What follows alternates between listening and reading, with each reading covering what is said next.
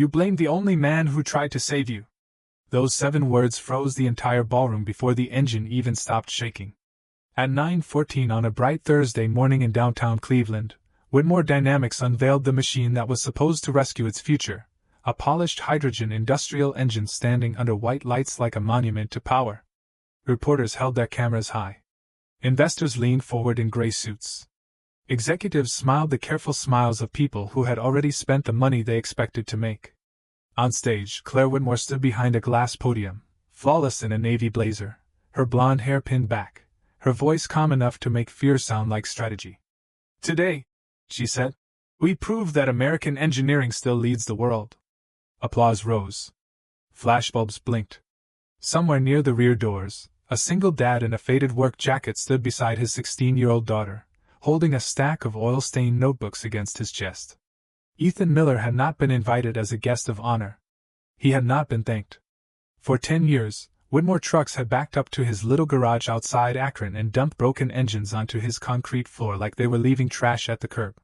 "Another miracle job for Miller," the drivers would joke. "CEO says you're good with hopeless things." Ethan never answered with anger. He signed the delivery slips, rolled the engines inside, made his daughter Lily a grilled cheese after school, and worked under yellow lights until midnight, while the rest of the world slept. Now the same company that had treated him like a junkyard was standing beneath chandeliers, calling itself the future. Claire lifted one hand toward the demonstration team. "Begin ignition." The engine hummed. At first, it sounded beautiful, deep and clean, like a promise made in steel. Then came the tremor. Small. Almost polite. A vibration slipped through the platform and into the floor. One engineer glanced at another. A water glass on the front table began to ripple. Grant Holloway, the chief operating officer, leaned toward Claire and whispered, "It's within tolerance."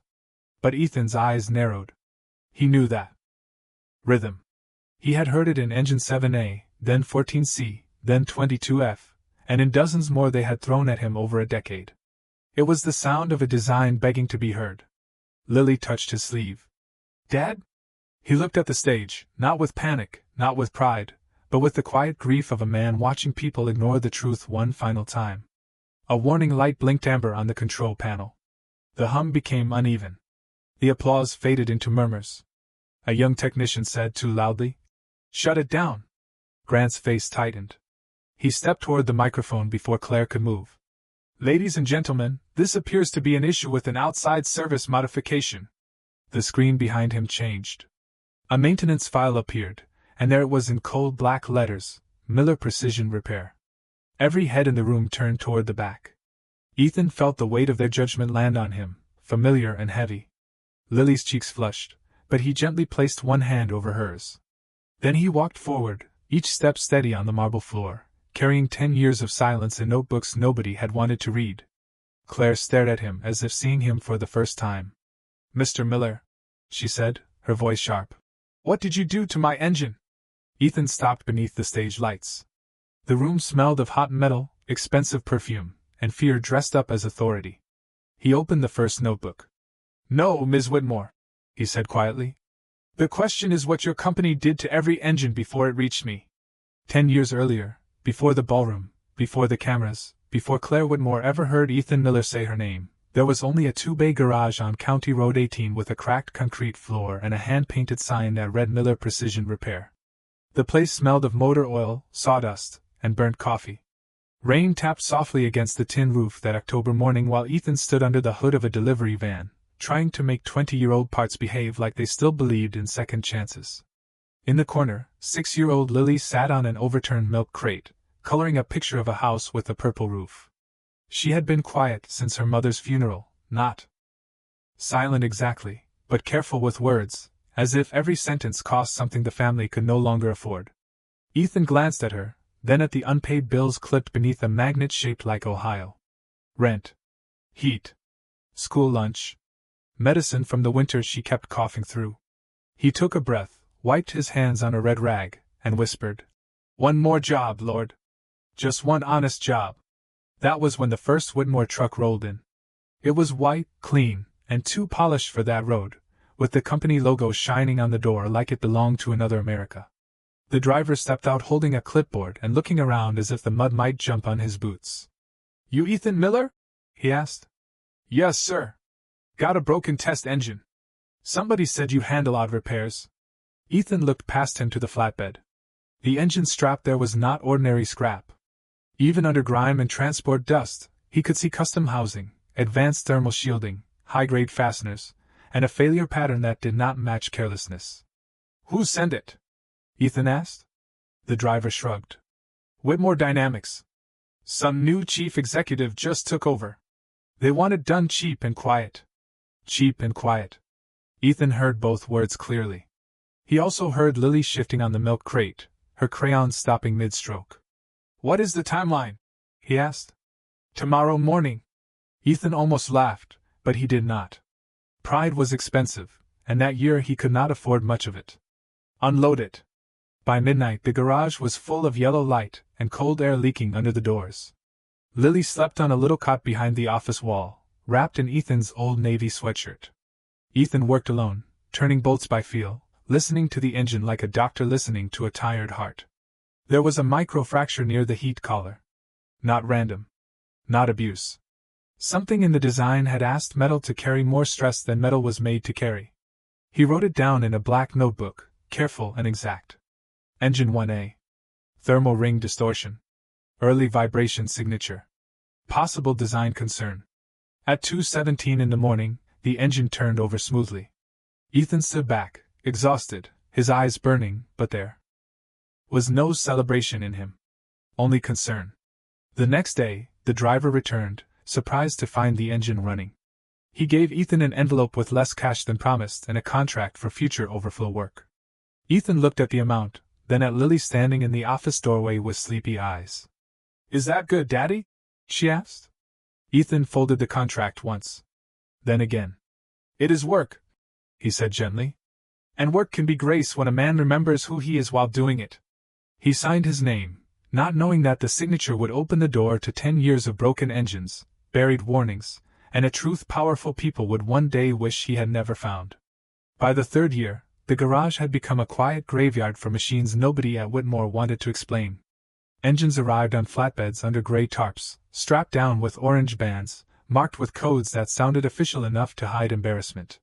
4B, 6D, 9A, 11C. Ethan remembered them all. He did not call them junk. He cleaned each housing, labeled each part, photographed every crack, and placed every damaged ring or warped bracket on a shelf beside a handwritten tag. Lily, now 9, called it the Museum of Almost. "Almost what?" Ethan asked one evening, tightening a clamp beneath the soft buzz of the fluorescent lights. She shrugged, swinging her legs from the workbench. "Almost fixed. Almost listened to. Almost important." Ethan stopped for just a second, because children sometimes said the truth before adults found the courage to. Outside, Ohio wind pressed against the garage doors. Inside, the air smelled of warm metal, pencil shavings, and the tomato soup Ethan had heated on a hot plate because the house stove had quit again. Lily did her homework beside gasket charts and old invoices, learning multiplication, while her father learned the language of failure. She watched him put his ear near engine blocks, watched him tap metal lightly with a wrench, watched him close his eyes when the sound came back wrong. "Do you hate them?" she asked one night. "Who?" "The people who keep sending broken things." Ethan looked at the Whitmore logo on a shipping crate. He could have said yes. He could have let bitterness enter the room and take a chair at their small table. Instead, he wiped his hands slowly and said, "No, sweetheart. Hate makes your hands shake, and I need mine steady." That was how he lived. Quiet. Tired. Steady. Every Friday, a check came late. Every month, the amount seemed smaller than the work deserved. Grant Holloway's name began appearing on the paperwork, always with rushed notes and sharp instructions. Repair only. No formal report required. Return without delay. Ethan sent reports anyway. He wrote about thermal drift, stress fatigue, repeated vibration signatures, and collar distortion under load. He mailed copies. He emailed scans from the library when the garage internet failed. He called twice and waited through hold music until a polite assistant told him someone would review the matter. No one ever did. Still, he kept working, not because he trusted Whitmore, but because he trusted the truth to remain true even when ignored. On Lily's 10th birthday, another engine arrived during a small party of 2. Ethan had bought a grocery store cupcake with blue frosting and stuck one candle in it. Lily had just closed her eyes to make a wish when headlights swept across the garage windows. The truck horn tapped once, impatient and rude. The driver stepped out, dropped a clipboard on the workbench, and said, "Emergency from corporate. They said Miller can handle hopeless things." His eyes flicked to the cupcake. "Bad time?" Lily lowered her candle without blowing it out. Ethan looked at her, then at the engine, then at the rain running down the open bay door. He signed the paper. But before the driver left, Lily picked up one of her birthday napkins and placed it over the engine tag like a little flag. "It should have a name," she said. "Everything that comes here gets one." Ethan smiled sadly. "What do you want to call this one?" She thought for a moment. "Mercy." And that night, while most fathers might have been taking pictures at a restaurant, or watching their child open presents in a warm living room, Ethan Miller worked beside a birthday candle burning low in a cold garage, writing down the same warning for the 7th time. Same failure pattern. Same danger. Escalation recommended. And somewhere far away, in a glass office high above downtown Cleveland, that warning disappeared before anyone with a conscience could read it. The first time Claire Whitmore came to County Road 18, she did not come to listen. She came with cameras.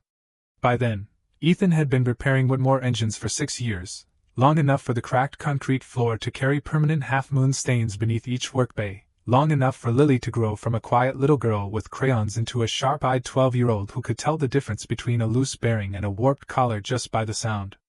That spring morning arrived bright and windy, with cornfields bending beyond the road and dust lifting behind a convoy of black company vehicles. Ethan was under a compressor line when Lily called from the office doorway. "Dad, there are people in suits outside." He slid out slowly, wiped his hands, and stood as Claire stepped from the lead car. She looked younger than he expected, polished and composed, with a cream-colored coat, pearl earrings, and the kind of calm that came from always entering rooms where people moved out of the way. Behind her came Grant Holloway, 2 assistants, a camera crew, and a public relations woman carrying a tablet like a shield. "Mr. Miller," Claire said, glancing at the sign above the garage. "We appreciate your partnership." Ethan nodded. "Ma'am." Grant smiled too quickly. "This is the local repairman we told you about. Loyal. Affordable. Very practical for overflow damage." The camera began recording. Claire turned toward the lens, her voice softening into something warmer but less real. "Whitmore Dynamics believes in supporting hardworking small businesses across Ohio. People like Mr. Miller represent the backbone of American industry." The sentence was beautiful. The way she said it made Ethan feel smaller. Lily stood beside the tool cabinet, holding a rag in both hands. She wanted to be proud that important people had come to her father's garage. Instead, she watched them look around without seeing anything. They did not see the shelves of labeled parts. They did not see the notebooks stacked by year. They did not see the man who had stayed awake night after night warning them in language more honest than any boardroom report. Then Grant waved toward the truck behind them. "We brought you a few more miracles." The flatbed tilted. 3 damaged engines slid down the ramp with heavy metallic groans, landing harder than they should have. A splash of dark oil struck the floor and dotted Lily's white sneakers. One assistant covered a laugh with her hand. Another looked away. Claire saw it, but only for a second, and then her eyes returned to the camera. Ethan crossed the room, knelt, and wiped the oil from Lily's shoes with the corner of his rag. "It is all right," he said quietly. Lily whispered, "It is not." The garage fell into that thin, uncomfortable silence people create when they know something unkind has happened but hope no one will name it. Grant cleared his throat. "Well, Miller, you are good with hopeless things, are you not?" Ethan stood. His face did not harden. His voice did not rise. He looked at the 3 engines, then at Claire, then at the camera still blinking red. "Machines are not hopeless," he said. "They tell the truth until someone decides not to hear it." Claire's expression shifted, just enough to reveal irritation beneath the polish. "And what truth are these machines telling you?" Ethan walked to the nearest engine and touched the heat collar with 2 fingers. "The same one I have written to your company about since the first year." Grant's smile disappeared. "That is not necessary right now." Repeated thermal stress. Early vibration. Ring distortion under load. It is not repair damage. It is a design pattern. The public relations woman lowered her tablet. The cameraman stopped smiling. Lily looked up at her father with quiet fire in her eyes.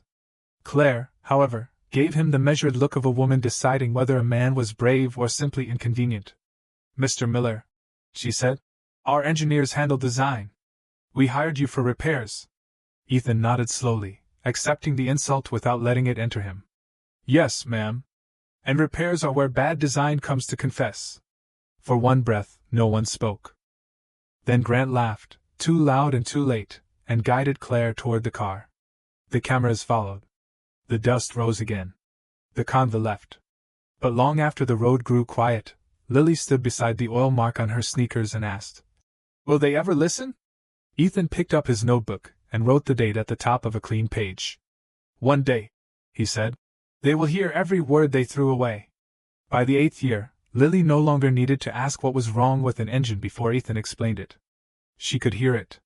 A clean machine had a rhythm, her father told her, not loud, not proud, just honest. A failing one carried a hesitation inside the sound, a tiny unevenness, like a person trying to smile through pain. On summer evenings, after school and weekend shifts at the grocery store, Lily sat beside the old desktop computer in the garage office and helped Ethan scan reports. The machine took forever, humming and clicking under a desk fan that barely moved the warm air, while outside the open bay doors, fireflies blinked above the ditch along County Road 18. Ethan labeled each file with the same patience he used on bolts. Date. Engine code. Failure pattern. Recommended escalation. Lily watched him attach photographs, measurements, and vibration readings with hands that were rough from labor but careful enough to make every page feel like testimony. "Dad," she said one night, "you have sent this same warning 17 times. Ethan did not look up. "Then the 18th should be clearer. What if they are not missing them?" The question settled over the garage like dust after a truck passes. Ethan stopped typing. He knew what she meant. For years, he had wanted to believe the reports were lost in busy offices, buried under meetings, misunderstood by people too far from the metal to hear what it was saying.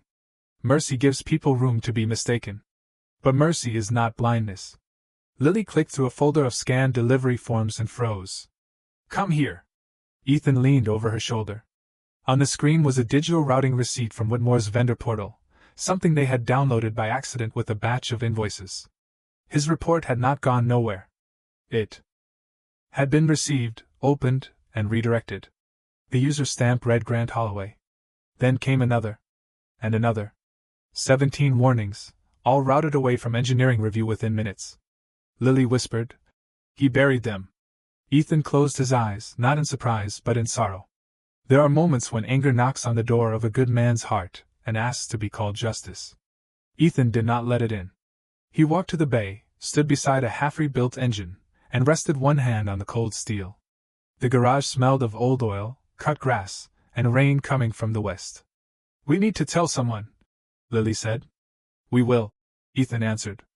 "Then why wait? Because if we do this wrong, the people at the top will protect themselves, and the people on the factory floor will pay for it." Lily looked at him, confused and frustrated. "But they hurt you." Ethan turned back to her.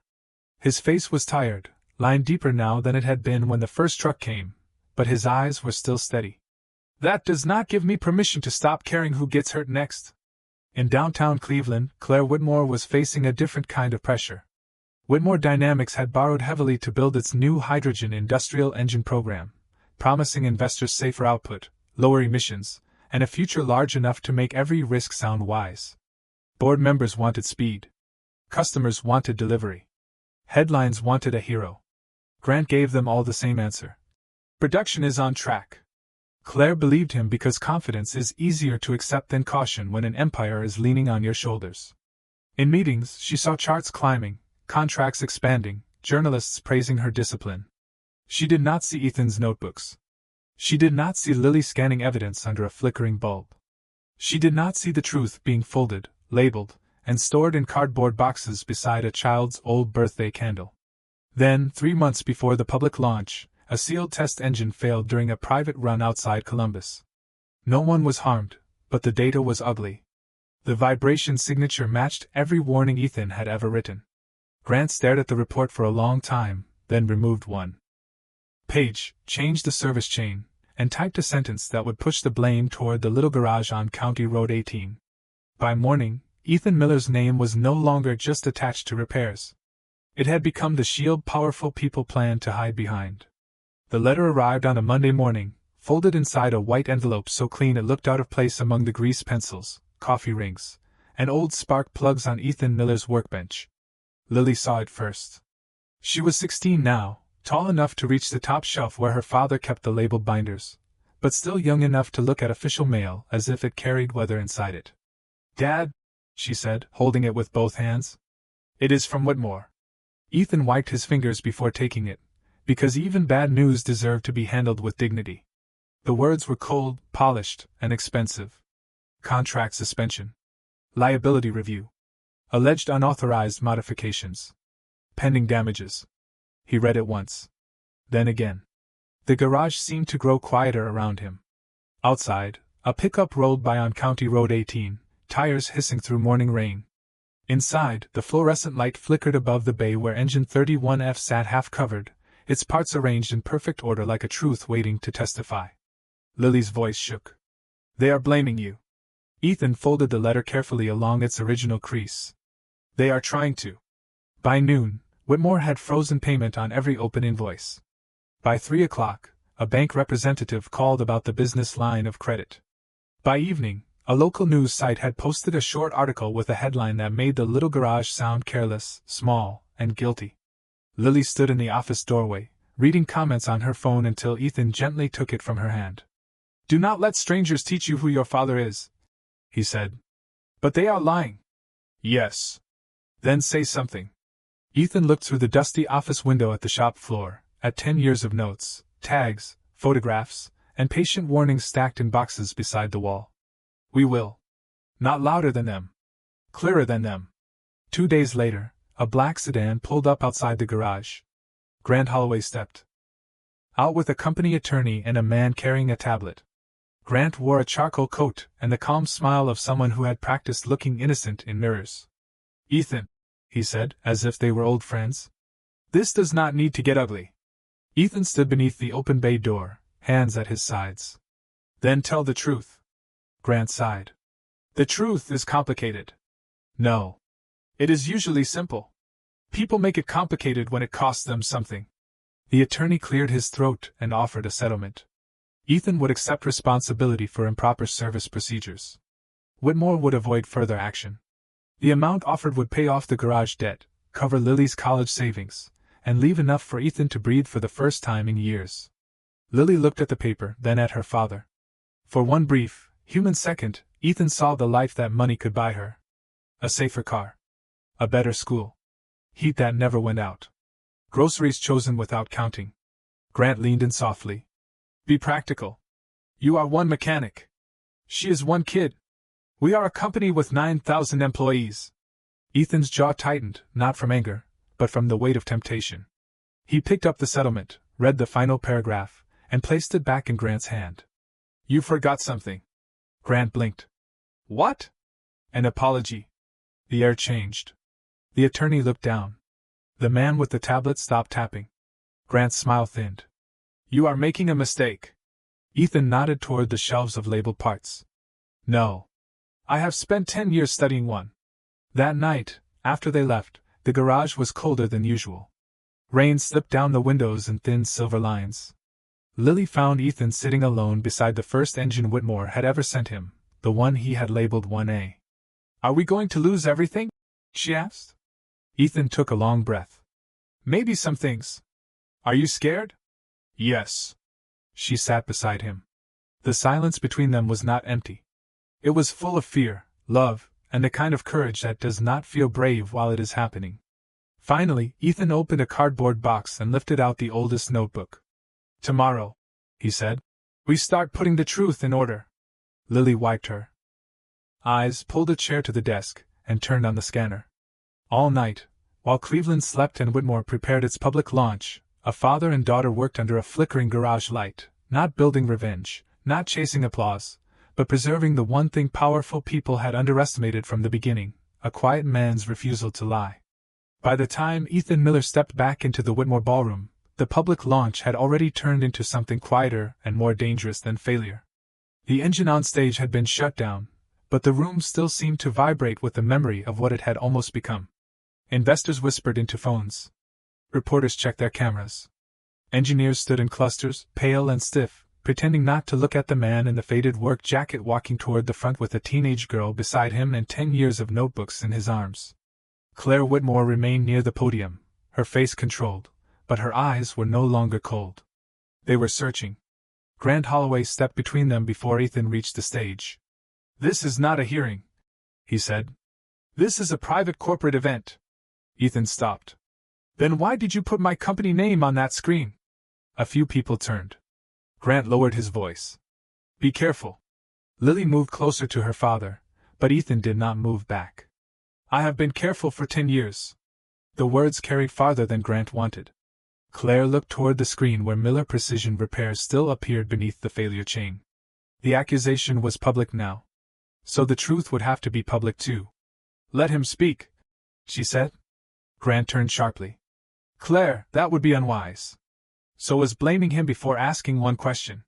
The room heard that. The cameras heard it too. Ethan placed the first notebook on the edge of the stage. Its cover was black, worn soft at the corners, marked with a strip of masking tape that read Engine 1A. Then he laid down another.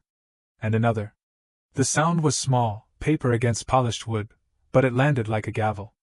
"Engine 1A," Ethan said. "Received October 12, 10 years ago. Thermal ring distortion under moderate load. Written warning. Sent October 13th. Grant exhaled in irritation. Anecdotal. Ethan opened the second notebook. Engine 4B. Same distortion. Same vibration signature. Warning sent March 2nd. Coincidence. Ethan opened the third. Engine 7A. Same distortion. Same vibration signature. Internal collar stress increased by 12% after 72 operating hours. An older man near the front, Dr. Samuel Price, Whitmore's retired chief materials engineer, slowly stood.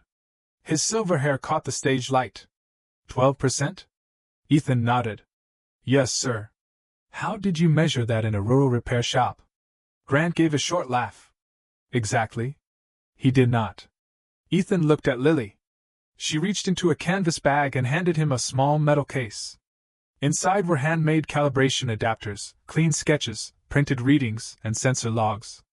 Ethan placed them on the table with the same care a father uses when setting down a sleeping child. "I built what I could not afford to buy," he said.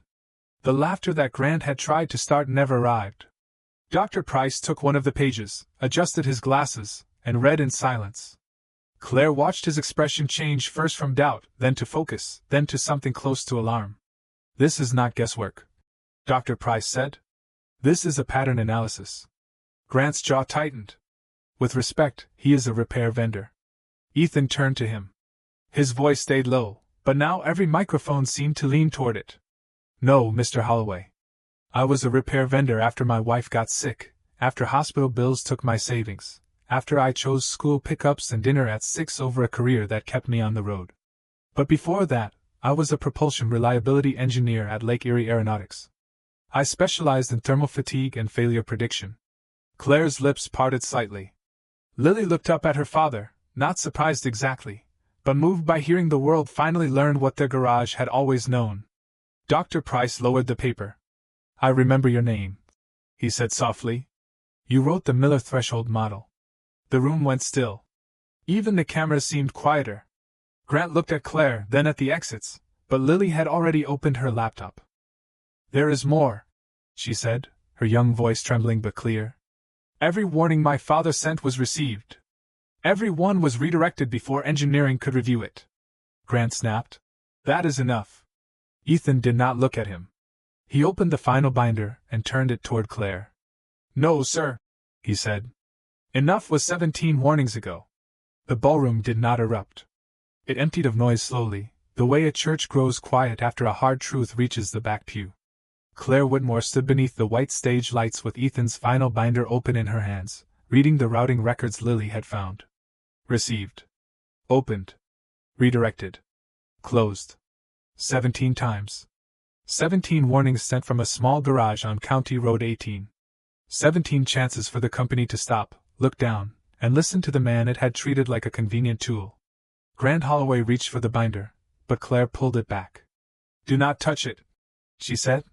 Her voice was not loud, but every executive near her heard the crack in it. Grant's face tightened. "Claire, this is being taken out of context." Lily turned her laptop toward the screen. "Then here is the context." A chain of digital receipts appeared behind them, each one marked with dates, engine codes, and Grant's authorization stamp. The room shifted.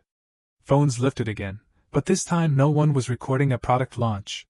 They were recording an empire learning the cost of arrogance. Dr. Samuel Price stepped closer to the stage monitor. "These reports should have gone directly to design safety." Ethan nodded.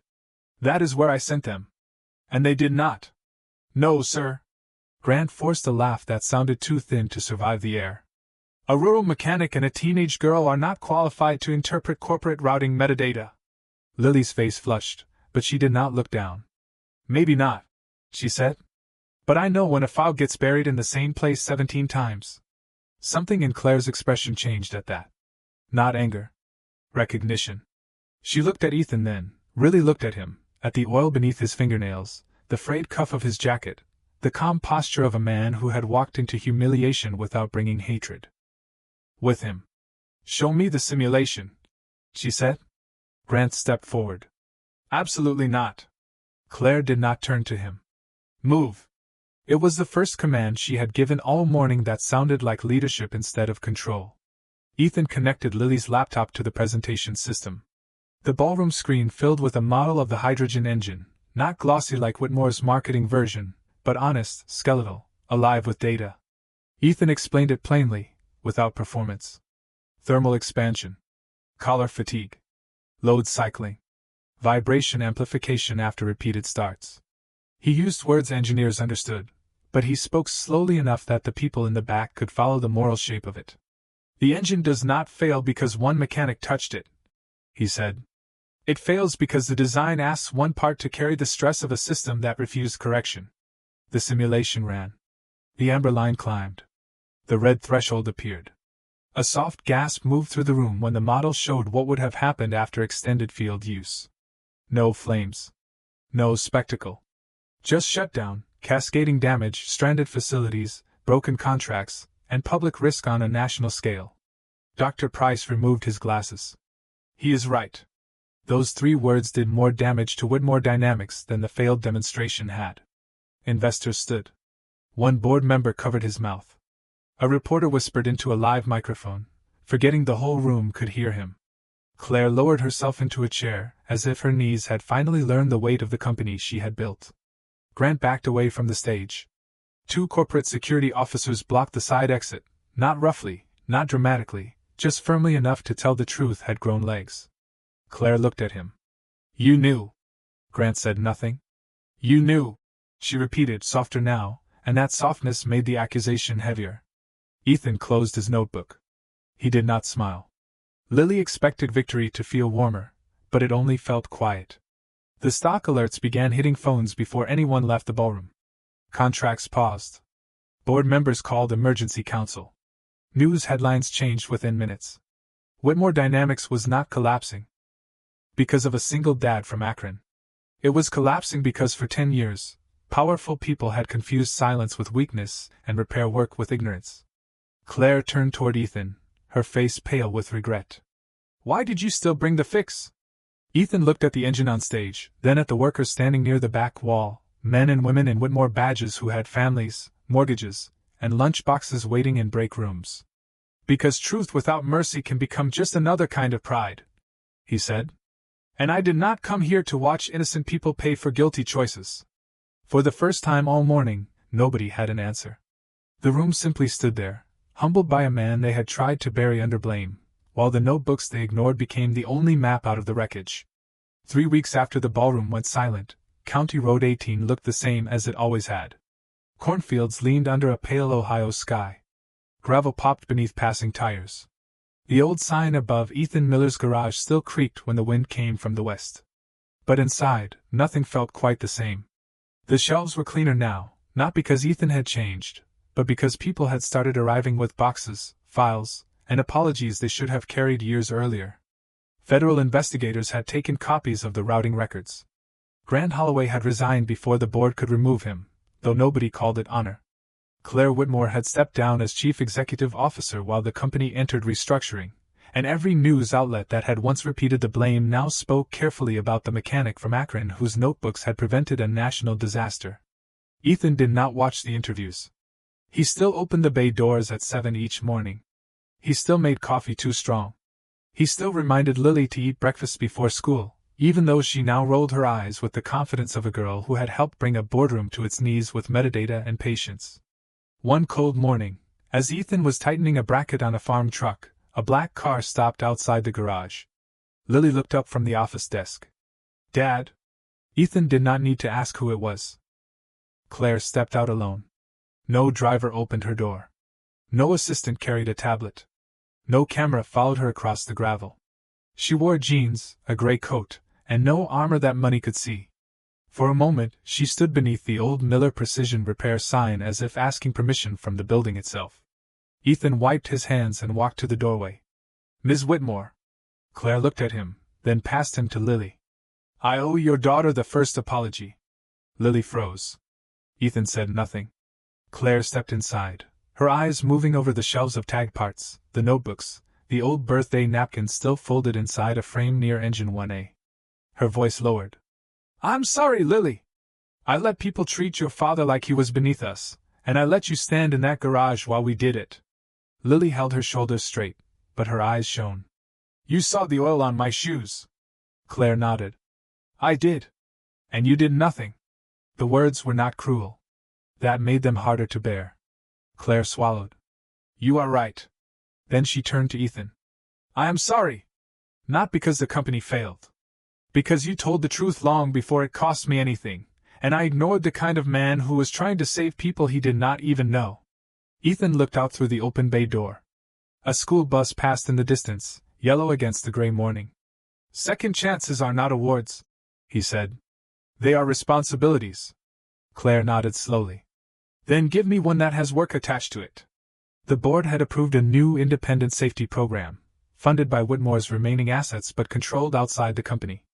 Ethan would lead it only on one condition: every technician, machinist, mechanic, and floor worker in the supply chain could submit warnings directly, without permission from executives who preferred silence. Claire agreed before he finished speaking. 6 months later, the first training session was held in a converted warehouse outside Cleveland. Men and women came from factories, garages, machine shops, and trade schools across the Midwest. Some wore uniforms. Some wore oil-stained jeans. All of them stood when Ethan entered, not because he demanded it, but because respect has a sound when it rises freely. Lily sat in the front row with her laptop open, now working on a scholarship essay about engineering ethics. Claire sat in the back, no title on her name badge, taking notes like a student. At the center of the room, inside a glass case, rested engine 1A. Beneath it was a small bronze plaque that read, "The first engine they threw away.